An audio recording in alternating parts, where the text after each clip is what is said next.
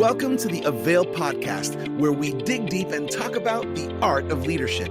My name is Virgil Sierra, and today we're sitting down with Dr. Ty Moody.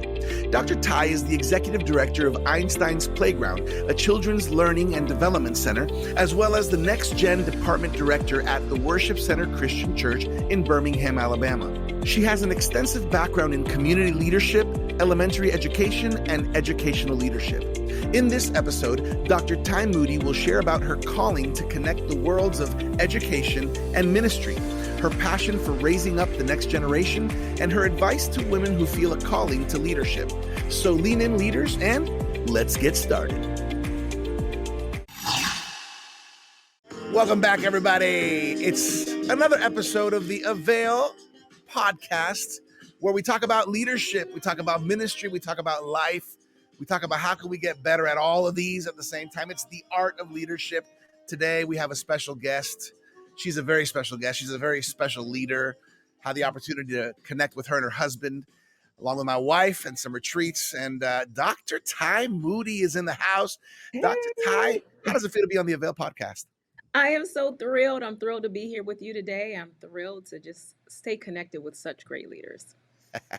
We are thrilled too. I think our AVAIL audience is in for a treat today. Before we jump in to talk about some of the things that I know are on your heart and in your wheelhouse as far as leadership, like leading the next generation, education, women in leadership and supporting leadership. This is going to be a great conversation. Before we do that, Okay. Dr. Moody, can you just talk a little bit about who is Dr. Ty Moody? Where are you? What are you doing? Just so we can get a little feel of who you are. Absolutely. Well, I'm Dr. Ty Moody. I live in Birmingham, Alabama.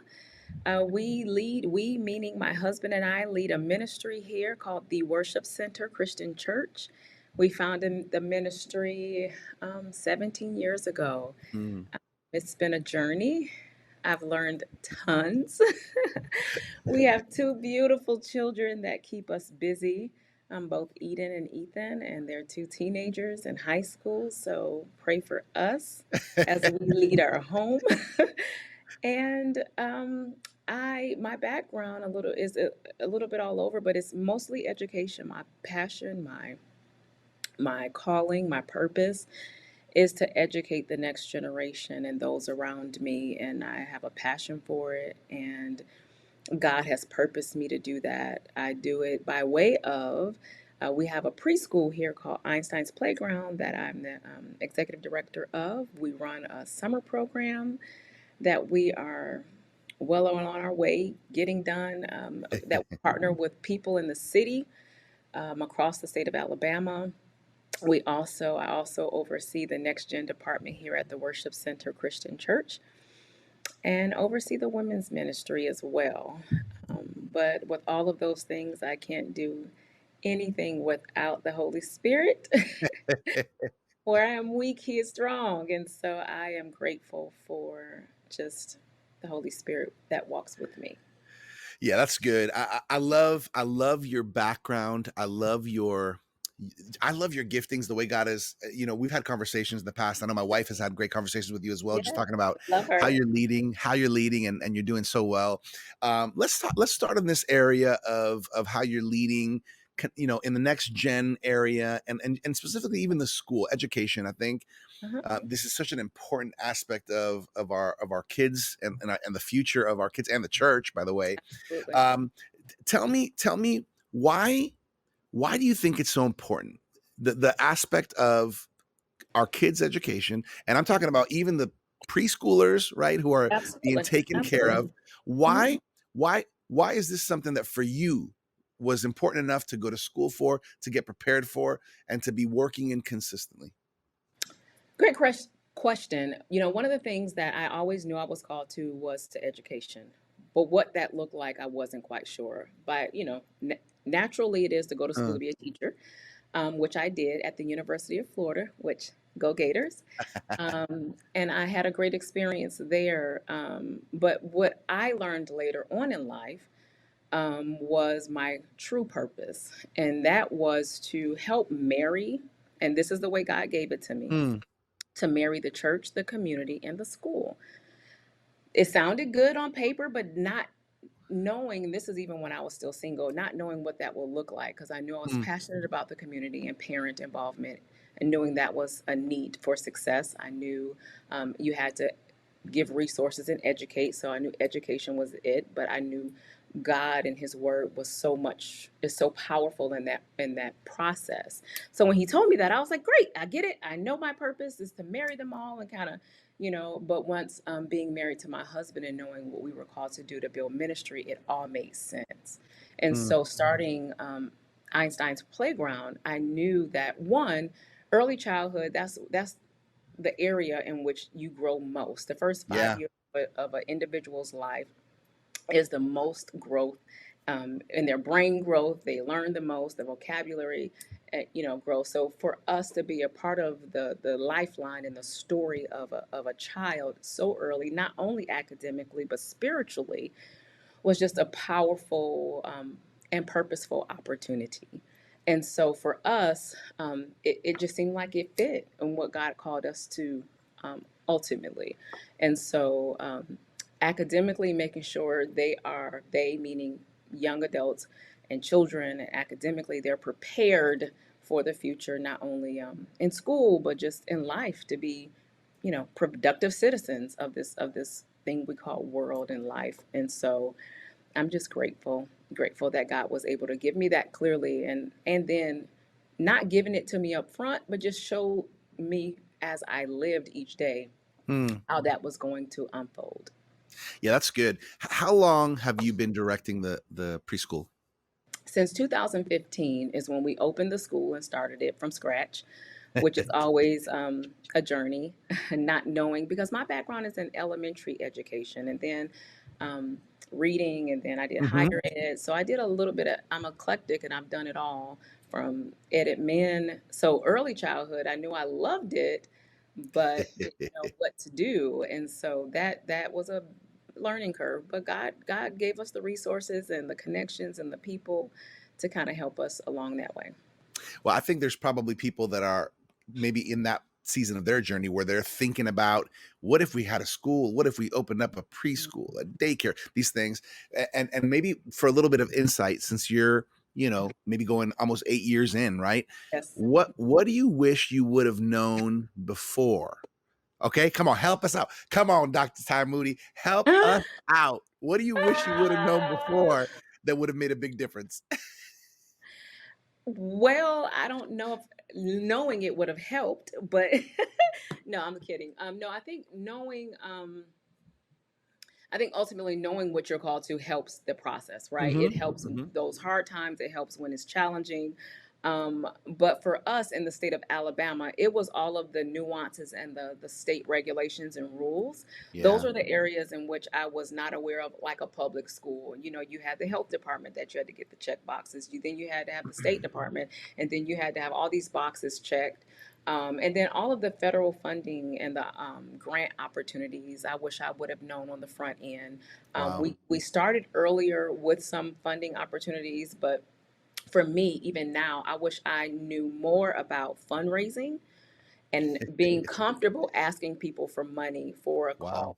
And ministry is challenging because we're already known as a church. You don't ever want to ask for money. You don't want people to think that you Right. just want your church to ask for money. But when it comes to education and the lives of our children, it's a little bit different. And it was very challenging for me to pivot from that. Yeah. And so for raising money and funds for education was a challenge for me. So knowing how to better do that fundraising, and That's that good. would definitely have helped. Yeah, that's really good. I mean, for anybody in the nonprofit space, and and even ministry, that's huge. And maybe you're out there, you're listening, or you're watching this podcast, and this is a good piece of advice right now you're getting from Dr. Ty Moody, and it's free. We're not charging you for it. I wanna kind of continue on here, just the whole aspect of next gen. I know you're overseeing basically um, in the church. You're overseeing everything that has to do from the babies, Hmm. to the kids, to the youth and the young adults. Let's talk about that. I mean, this is so huge. I think some churches are not winning here, Yeah, Dr. it's a Moody, challenge. and this is huge. Talk to us a little bit about What are you seeing in 2023? What are you seeing as some of the outstanding challenges, issues that the next gen is facing? Well, there are a lot of our next gen that's just leaving the church. They're Yep. leaving the church. There's nothing relevant for them there. So it is finding creative ways to be relevant for them. We also see it as an opportunity Hmm. because you kind of have to go to them. And so the biggest thing for us is being relevant, but still being true to the Word of God, Yep. and meeting the needs. They have needs, and these days, not only are they leaving church, those who come to church don't come consistently. Mm, So, we have learned that building relationships is the best way to do that. yeah. I'm fortunate to have such a great team that's open and willing to do different things. And I think the biggest lesson is to pivot. Be willing to pivot and not dig your heels in feeling like, well, we need to have Sunday school because this is what works and this is where I learned. Well, that's true, but there are a lot of things that our children are facing today that, to be honest, I don't think I've ever experienced ever. And so I don't quite understand all of the nuances, but I'm open and willing and to ask those questions to them. Say, hey, what would you want to see? What would make your friends want to come? Why won't they come? What would help you? And asking them questions and be willing to pivot your programming to what they want and not just what makes you feel comfortable. Yeah, that's good. I want to ask kind of a two-part question Mhm. because you've been doing ministry a long time. I know this. You've been doing this a long time. What, as far as next gen, kids, youth, young adults, and you could pick anyone, Mhm. what what didn't work? What's something that you said, man, we did this and we were just off, or it didn't work, or it was a mess? And then what is working? Because I think that's part of leading is Right. some, and you just mentioned pivoting, right? Right. Is that trial and error aspect of, man, so as you think back right now, whether it's a while back, a little bit ago, Or the last what program that has, we did. or last week, right? What didn't work? Because I think it's fun to learn and it's fun to laugh Absolutely. at ourselves, right? And then what is working? Well, first of all, thinking and expecting them to come to you because you have great programming. Oh, that's good. You can't expect them to come to you because, oh, I have this great speaker. I'm giving away money. We have programs. We give away dunks. We give away shoes. We give away gift cards. We have great speakers. We have DJs. We have parties. And it's like crickets, Wow. and it's because, first of all, our kids are so involved in so many different things. So doing a Friday night activity, no one's going to come. They have football in Alabama. Football is big, so Wow. they're not going to show up. Hmm. And we, as an organization, have to be okay with that. And then what we have to say is, okay, we need to come to you. How can we come into your schools and give you the programming that you need and make it relevant? How do we come to your football games and create programs where they are, go to Mm. hangout spaces where they are, and don't expect them to come into the church. Now once you build relationship with them, then Uh-huh. they may come to the church. I'm almost certain that they will, because they'll do it because they know you. That's my guy, that's my girl, that's Hmm. they're cool, they're good. They'll just but if you don't know them and you don't have a relationship with them, don't expect them to come to church just because you're having a great program and it's all of the cool things, and it's, I don't know, I'm calling out names like the biggest rapper or the Right. biggest, they're not going to come Mm. just because you're offering it on site. Be willing to come to them, because that's the biggest shift for us. We have great programming, great curriculums, great, all of these great things. We plan out a year, we have it quarterly, it all matches and it meets, and then Mm. crickets. So we've Yeah. had to pivot. Yeah, I like that. So obviously, I'm hearing something that didn't work was expecting and hoping and waiting that they come to us all the time, right? This is Yeah. not this is not a good strategy. Anybody who's been in any kind Right. of next gen ministry understands this. Now you mentioned something key that you've been discovering, and we have as well as we do church, the importance of relationships. Can you tap into? Okay, actually, here's what I want to do. Okay. When you're looking for people, the right leaders, because I think a big part of winning in next gen ministry is having the right leaders. And Absolutely. by that, that can be from the actual on staff, vocational ministry leader person, but also volunteers. What are you looking for? What should we look for in leaders who want to help us lead our next gen? Are you ready to take your leadership to the next level? AVAIL is proud to announce that for a limited time, you can get over $273 worth of leadership resources in the AVAIL Plus box for just $10 in shipping. Inside the AVAIL Plus box, you'll find leadership books, study guides, magazines, and other content that we know will equip you with everything you need to inspire, motivate, and guide your team to success. Stop putting off your leadership growth on the back burner and start investing in becoming the leader you were made to be. Learn practical strategies, knowledge, and leadership tools curated by some of the industry's leading experts. Take the first step in your leadership growth. Purchase your AVAIL Plus box today before they're all gone by visiting availbox.com. Flexibility, teachability. They have to be teachable. They have to be flexible. Um, and they have to be open. You know, Mm-hmm. our kids will tell you if you're open to listen, but they're not going to, like, for an example, we pivoted from Sunday mornings. We do worship with our kids and our youth in Mm-hmm. their own private space. There was a season where we would have a theme that we're teaching for that season or that month, and then we will give the curriculum to our leaders, our youth leaders, and we'll have them teach the curriculum. But what we found was all of our youth teacher leaders taught differently, and they would talk at the students Mm.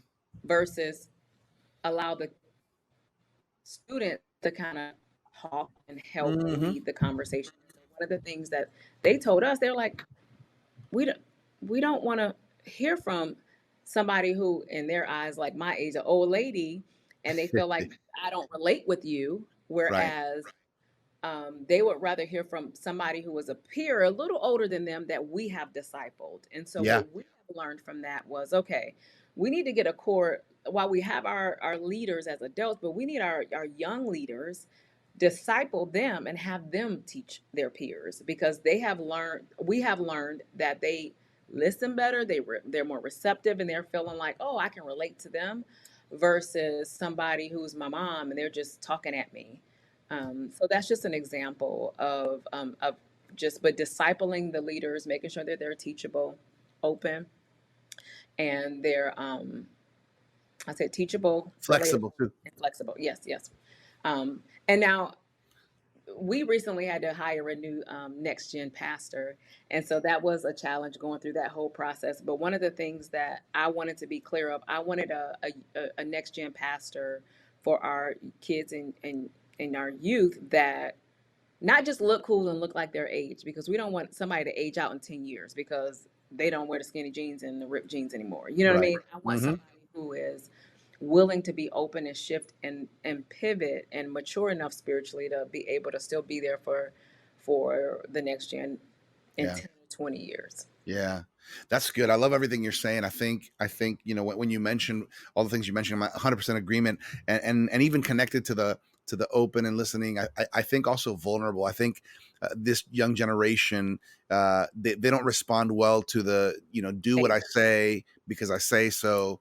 They respond a little bit better to, man, I went through this and this was Yeah. hard for me and God helped me out. Yeah. Would you agree with that? I agree. I think vulnerability, excuse me, is one of the big things. But then also, I think still being open, because sometimes we have found that your story may not be their story. And so Right. once again, they felt like they were being talked at, like, when I was your age, this is what happened to me and this is what I went through. And what we went through is not what they're going through. Yeah. It's just Yeah. not. The stories are not the same. But to say, I've been broken before, Mm-hmm. I've I've fallen Mm-hmm. and I've been hurt, that kind of vulnerability, but not necessarily making your path their path. Yeah, that's a good point. Yeah, I would say vulnerability of, man, I made mistakes. Right. uh, I'm Exactly. not perfect. I'm not talking to you from a position of float in the air like we saints do, Exactly. but like, hey, man, I made Been mistakes, there. man. I broke this. I messed this up, and Yes. man, God had grace and mercy on me, and Yes. that's great. Like an example was we did a we did a lesson on sex ed, Uh huh. with our youth, and it was amazing because those who were kind of helping lead, being vulnerable, some of the things that came out, Hmm. it was life changing. So, Yeah, that's good. That's good. I wanna shift a little bit for this second half of our conversation, mhm, just on the fact, what I really appreciate about you is that you embrace the leadership that God has given you and placed you in. mhm, I don't think it doesn't seem like you're a person who's fought to try to take your own leadership. I think it seems to me like as you've stepped into each season of your life, the Lord has unpacked some more leadership for you. I mean, yeah. you're on the kind of director executive level of leadership, within the church, and obviously you're directing the school. This is really important. Let's talk leadership, and let's talk about your role and what you see as far as women leading in the church and helping others to lead. Unpack that for me. Okay. Well, for me, and it's interesting that you say that. I was not always there. I didn't see. I've always saw myself as a leader, but in ministry, I thought it was different. Mm, And so I think the beauty in my walk and my journey is I did not have a list of expectations that I was walking into because we started our ministry. I did not have um, another quote unquote first lady shoes to walk in and say, well, she did this, so there was an right. expectation that I did it. And so my husband allowed me to slowly become comfortable in what God had called me to. Mm-hmm. I always saw myself as a leader, but in education, once again, knowing I was supposed to marry them all, but not knowing what that was going to look like.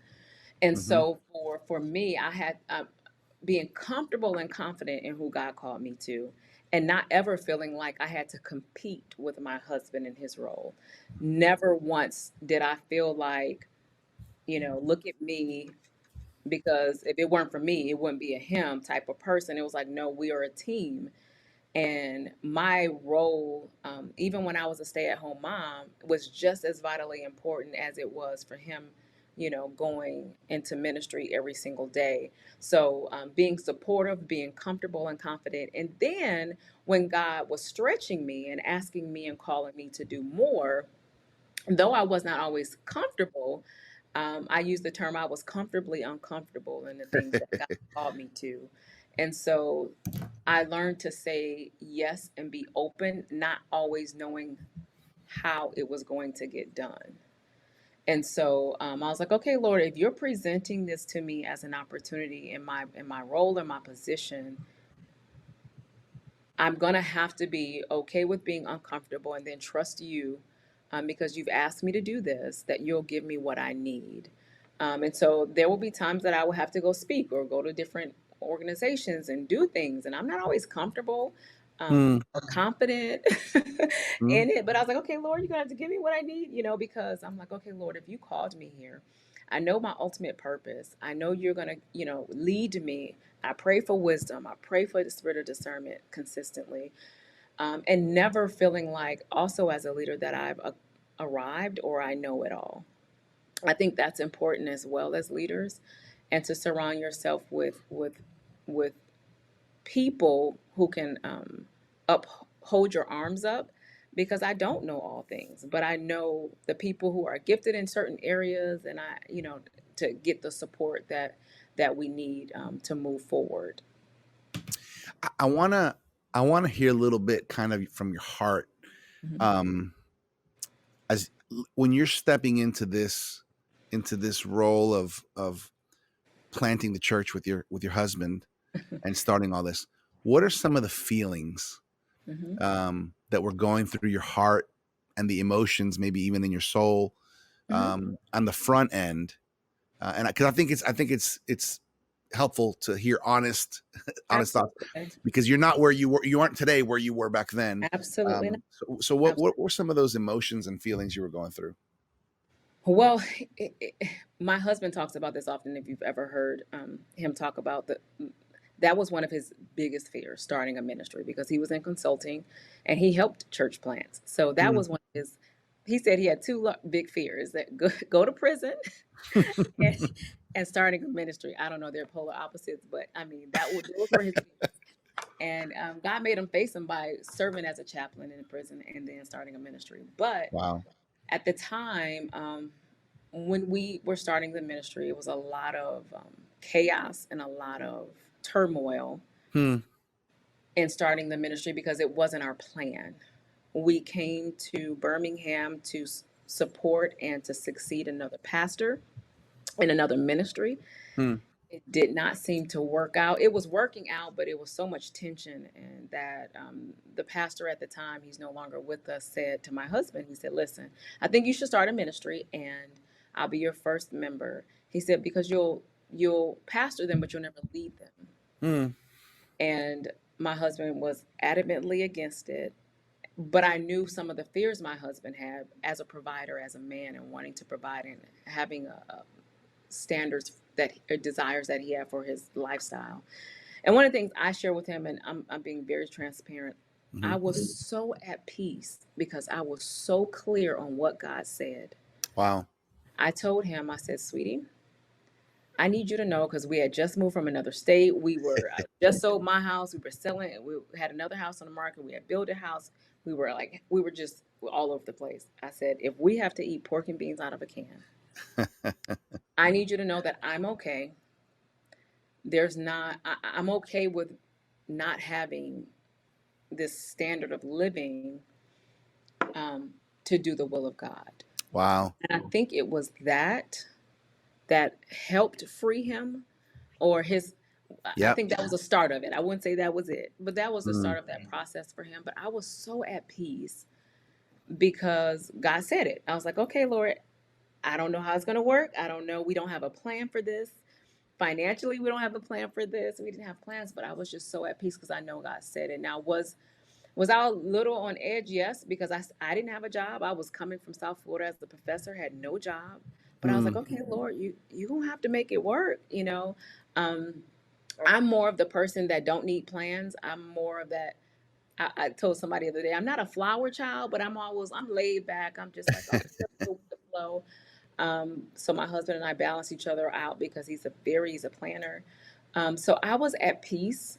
Now, once the decision was made, Hmm. I think other feelings that came up, it was a anxiety and fear because of just the unknown, not Yep. knowing what God was going to do or how He was going to do it. Um, and sometimes it's kind of fearful to speak what you know God has said because it seems so unheard of. It seems so like, okay, and people start asking questions and you have no answers, and it's like, oh my God, well, how are you going to do it? I don't know. Even in leadership now, I have my staff. I have some waiting for me right now for a bunch of answers that I'm going to happily tell them I don't know. And I think as leaders, being okay with that, I don't know, but knowing the vision is what's key. But being at peace with not having all the answers, but God will reveal them day to day. And 17 years in, I look back and amazed at what God has done. Not because we had it all together, or not because we had all the plans and all the right people or all the right programming. It was because we trusted and obeyed Him. That's so good. That's so good. I think there's people leaning in right now. And I want to piggyback off of this, Dr. Moody, because I think that there's a lot of women who really need to hear your voice and your heart. Um, we know that there's all kinds of thoughts and maybe positions or beliefs about, women leading in different ways, especially in ministry. As a woman who's been standing next to your husband, the lead pastor, being part of that founding, planting team, and leading at a high level, significant areas of the ministry, leading the school, for maybe for some younger women who they feel, I think God's put something in me to lead, or I want to take steps. What are just some advice or tips that you would say to that woman who's leaning in saying, I don't know if I got it. I don't know if I'm called. I don't know if I can do it. What are some words of advice? If God said it, He will do it. Mm-hmm. Don't put a time limit on it. I will say for some that I've encountered where they know they've been called to certain things, they have this microwave mentality thinking it's going to happen overnight. Mm-hmm. And I think sometimes we have God will show us stuff and we just want it to happen immediately. But that's not always how God works. Mm-hmm. And being okay with the process, because I think that is a major thing with leaders. I think we see prime example. I remember being an educator, a young educator, like fresh out of grad school. I knew I had all the answers. I was very strong willed. My leader at the time, I just used to look at them and say, I can do that so much better. I would not have done this. I would not do that. I wouldn't. Oh God, that was just so, I had so many opinions, Uh-huh. uneducated opinions about his leadership. Fast forward and how I lead, the grace that I have for people is so much different. Mm. The patience that I have is so much different, and the understanding that I have with people is different. And I think, as my dad says, keep allowing the sun to rise on you.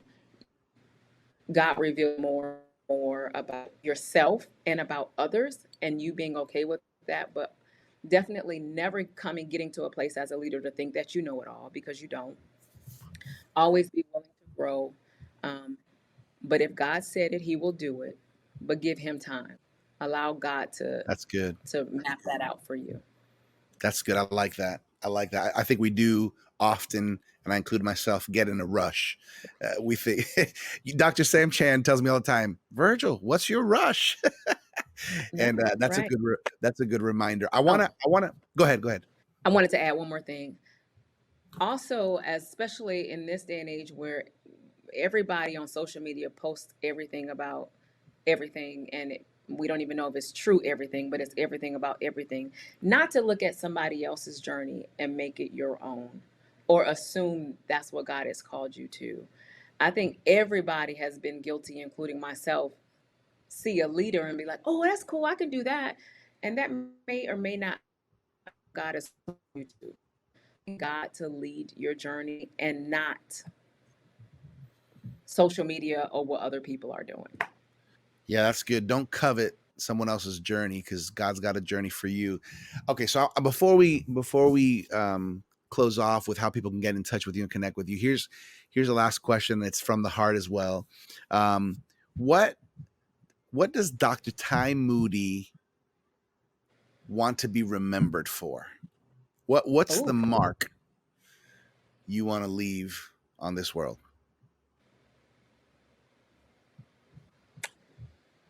it's going to sound cliche, but that I loved well and I served well.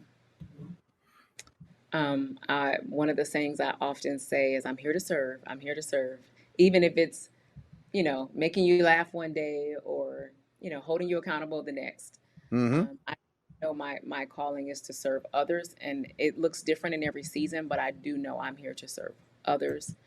Um, and as I'm growing as a leader, knowing that God created me for a time such as this. And Mm. in leadership, some days are so hard. I mean, hard. Yeah, But you have to know, I'm like, okay, God, you created me for this time and for this season and for this moment. And the peace that that gives me at times where it's just like you just want to cry. um, yeah. that's a good word. That's a good word. I love it. I love it. Hey, you're leaving a legacy. You're building and you're leaving a legacy, Dr. Moody. Hey, I wanna give people the opportunity to connect with you. What's the best way if people want to find you, connect with you, and know more about the ministry? What's the best way for them to find you? The best way will be on our church's website. It is at the worshipcentercc.org. Um, Everything about our ministries there, even our school information, you can find it on that website. I have social media, but I'm not really big on it. So I think it's Ty.Moody or Dr.Ty. Please forgive me. It's on the website if you ever want to find me. And But you said the worship center yes, the dot Worship cc. Center, the Worship Center cc.org Got it. The worship center or cc.org. or twccc.org, which is a lot of C's. So Awesome. I want to mention, make sure you guys check out the website. I want to mention also the AVAIL Journal. Everybody who listens or views AVAIL, if it's your first time, you might be hearing it for the first time. The AVAIL Journal, this comes out quarterly. It's an amazing leadership magazine that has authors and contributors from all cultures, walks of life, men, women, older, younger. Dr. Ty, have you ever had an AVAIL Journal in your hand? yes, I have a box right here in my office. So, It's and they're as awesome. leaders, it's good to have resources in our hands. Absolutely. And as leaders, it's also important to give other leaders resources. I love So that. it's our responsibility to help reach others. So good. Hey, if you are not yet subscribed, claim your free 6-month trial. Go to availjournal.com, availjournal.com.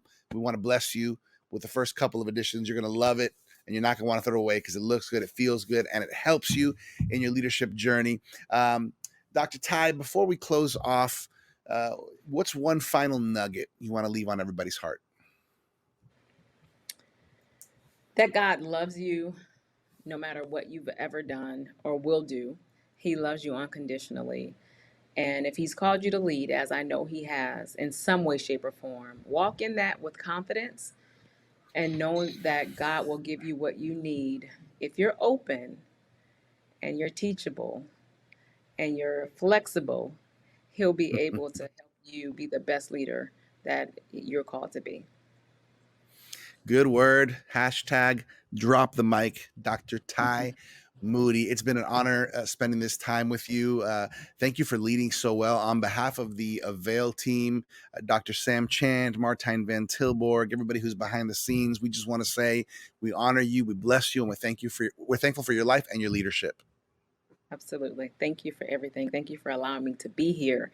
I appreciate all that you do. Yes, ma'am. And please give Pastor Van a big hug on behalf of me and our team. Love on Hey, your everybody, wife I hope and babies.